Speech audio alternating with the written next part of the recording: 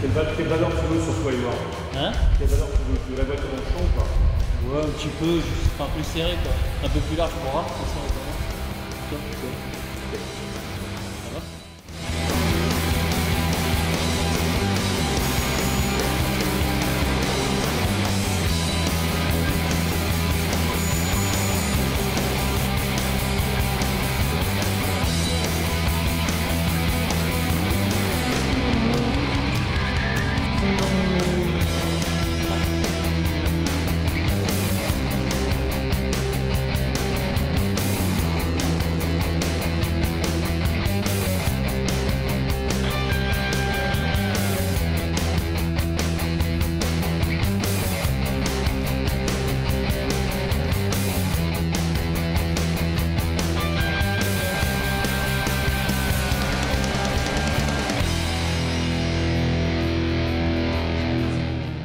Salut Pascal.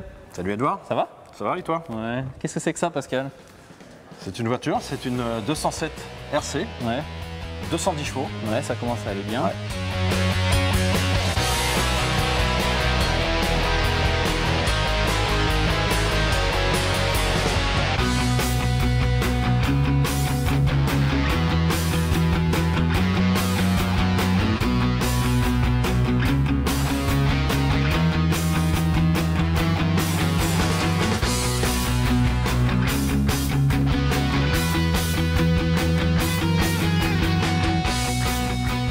C'est une voiture de course. Et qu'est-ce que je vais faire alors avec ça? Ben, tu vas la piloter et puis tu vas être coaché par un des coachs de Repars Compétition. Ah, nickel. Exactement comme si tu partais en course le week-end prochain. Nickel.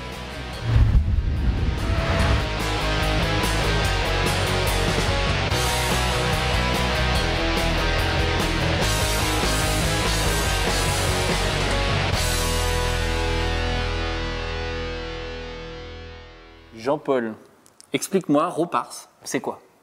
Eh bien, Repars, c'est moi, Ouais. Jean-Paul Entre Repars, autres, ouais. entre autres. Voilà. Et alors, qu'est-ce que tu fais ici sur le circuit de la Ferté-Gaucher? Nous sommes venus nous installer sur le circuit de la Ferté-Gaucher, de par mon métier, de par ma profession, de par la préparation automobile, de par l'accès à la piste, Ouais. parce que c'est pas loin de chez moi. Ouais. Surtout ça, entre autres. Et puis, alors, qu'est-ce que vous faites concrètement? Eh bien, moi, je prépare des voitures de compétition, modernes et anciennes. Je fais rouler mon fils et d'autres personnes au sein de ce team. Ouais. Et Kevin, donc, lui, est le pilote et surtout le coach de l'équipe. Ok, donc là, tu as quand même quelques petits bijoux dans ton garage, on peut le dire. Hein. Eh bien, parce qu'en plus, je prépare des véhicules et je reconstruis des véhicules anciens, de compétition, de préférence. D'accord. Parle-moi un peu plus précisément du team. Vous roulez dans quelle catégorie? Dans quel cup, en fait? Là, à l'heure actuelle, nous roulons dans les rencontres Peugeot, donc, qui est une Coupe de France. Et donc, nous roulons et en course sprint et en course d'endurance, qui sont des courses cette année entre 3 et 6 heures. L'année prochaine, ce ne seront que des courses de 6 heures. Ok. Donc là, je vais rencontrer ton fils Kevin qui va Oui. m'expliquer un petit peu les bases du coaching Oui. pilote. Donc Kevin, tu es instructeur pilotage, c'est ça? Tout à fait.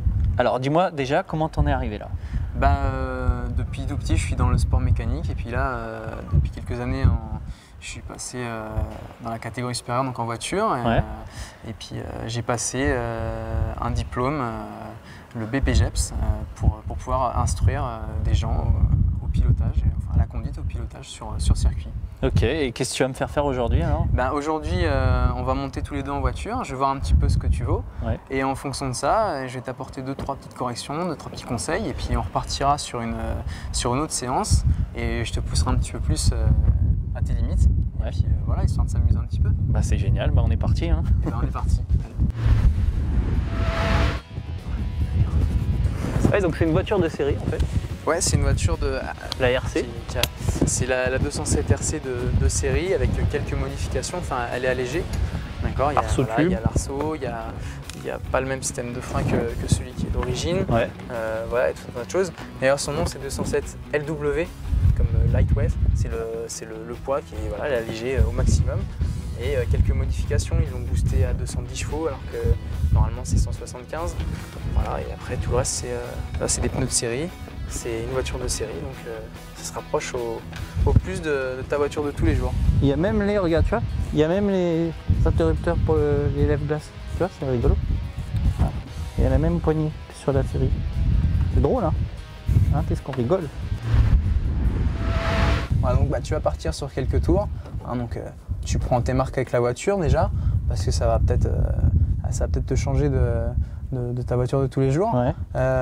Voilà, donc tu accélères normalement, hein, tu t'embêtes pas avec ça. Tu peux monter dans les régimes moteurs, ça gêne pas. Par contre, forcément, si tu mets de l'accélération, au bout, il y a forcément un virage. Donc avant d'entrer dans le virage, qu'est-ce qu'il faut faire? Il faut freiner. Ouais. D'accord.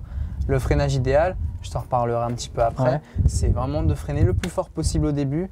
Et ensuite, si tu vois que tu vas bloquer les roues, etc., relâcher un peu. tu soulages un petit peu. Ouais. Pas relâcher, hein, vraiment soulager. Parce que si tu relâches, tu vas pomper et tu vas pas avoir un freinage efficace. Et forcément, tu vas tirer tout droit ou en tout cas, tu vas rater ton point de corde. Ok, ce qu'on m'a expliqué déjà, c'est d'anticiper. Donc voilà. le regard toujours à le regard toujours le plus loin possible. Voilà. Quand tu arrives à un cône, tu sais déjà où est le suivant. Et comme ça, forcément, tu anticipes, tu vises ton prochain cône, tu sais où tu vas. C'est Patrick Segura qui m'avait dit. De toute façon, tu iras là où tu regardes. Exactement.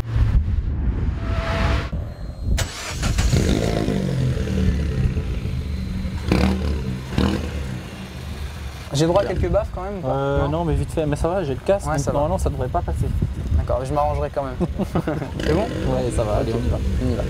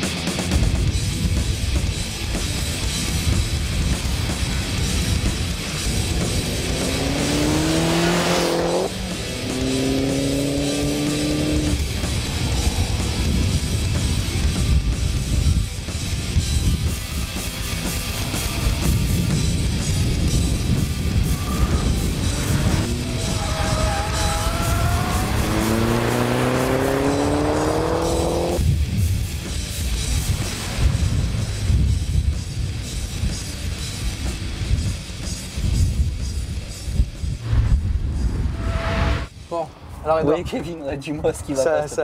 Mais ça te plaisait au moins? Ah oui, carrément, c'est vachement bien, c'est les sensations. Bon, il y a 2-3 trucs déjà basiques qu'il faut revoir, c'est que, bon, je te l'ai dit en roulant, et tu as une petite tendance à laisser ton pied sur l'embrayage. Ouais. Et sachant que c'est ton pied gauche qui va te caler ton corps dans le siège, parce que tu vas t'appuyer sur le passage de roue, donc ça va te caler ton fessier dans le siège. Et c'est là que tu vas ressentir la voiture. Tu dois faire corps avec elle, d'accord? Ouais. Déjà, ça part de là. Ensuite, tu n'as toujours qu'une main sur le volant. Ouais. L'autre main, elle est toujours sur le levier de vitesse. Ouais. Comment tu veux contrôler la voiture si jamais elle part en dérive ou quoi, si tu n'as qu'une seule main sur le volant? Toujours tes deux mains, à 9h15, elles sont là, elles sont placées. Dès que tu as fini de passer ton rapport, tu remets ton autre main sur le volant. Tu as toujours deux mains prêtes à agir. D'accord? Ça, c'est important parce que voilà, pour la maîtrise, il faut que tu aies tes deux mains. Ensuite, tu as remarqué qu'à chaque fois que tu lâchais les freins, la voiture, elle tirait tout droit.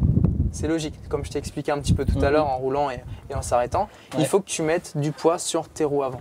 D'accord? Et pour mettre du poids sur tes roues avant, qui sont tes roues directionnelles, donc qui vont favoriser ton inscription au virage, il faut que tu mettes du frein. D'accord? Donc il faut vraiment taper très fort dans les freins pour déjà ralentir la voiture, lui permettre d'arriver à une vitesse, je dirais, adaptée à la physionomie du virage. En conséquence, si c'est une épingle, tu ne vas pas arriver sans freiner, tu vas tirer tout droit. Tu mets beaucoup de frein, tu braques et tu essayes de garder du frein jusqu'à la corde.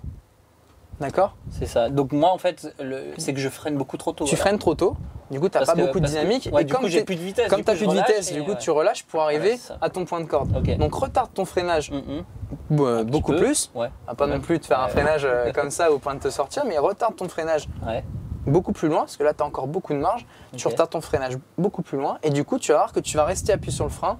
Tu vas arriver à la corne et que ça va tourner tout seul. Comme je t'ai expliqué tout à l'heure avec le fameux transfert de charge, tu vas mettre du poids sur tes roues avant, qui sont tes roues directionnelles. Donc ça va favoriser. Et freinage dégressif, donc je freine fort, dégressif. Je relâche un peu, je commence à tourner.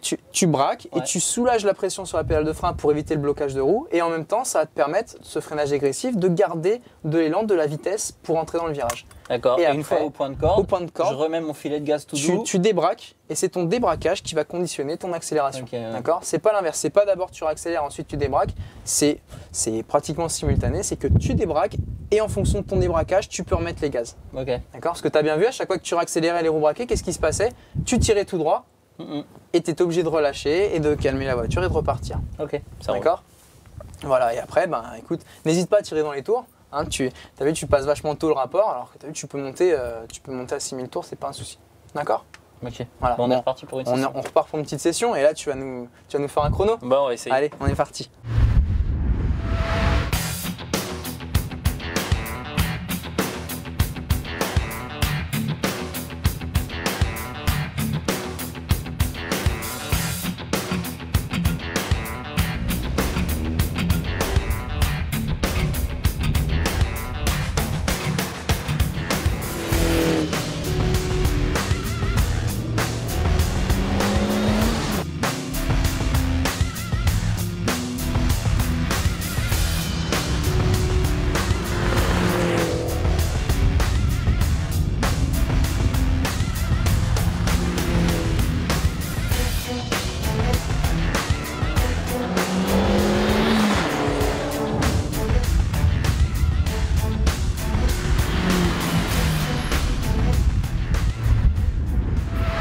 Ok les têtes brûlées, on se retrouve le mois prochain pour un nouveau défi. On n'oublie pas bien sûr la chaîne YouTube et la page Facebook.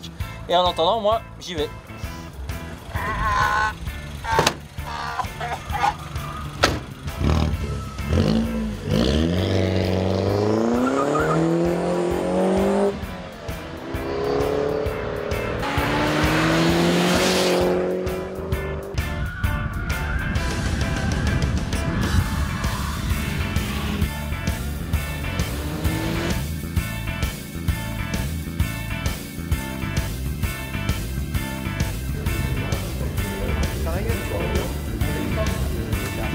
Tu repartiras de toute façon pour c'est meilleur aujourd'hui.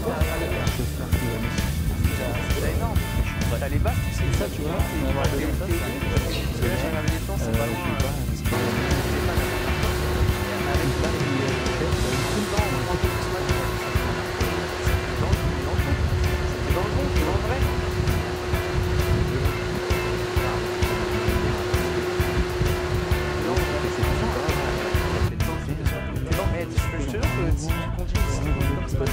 Tu vas être comme si c'était Spielberg.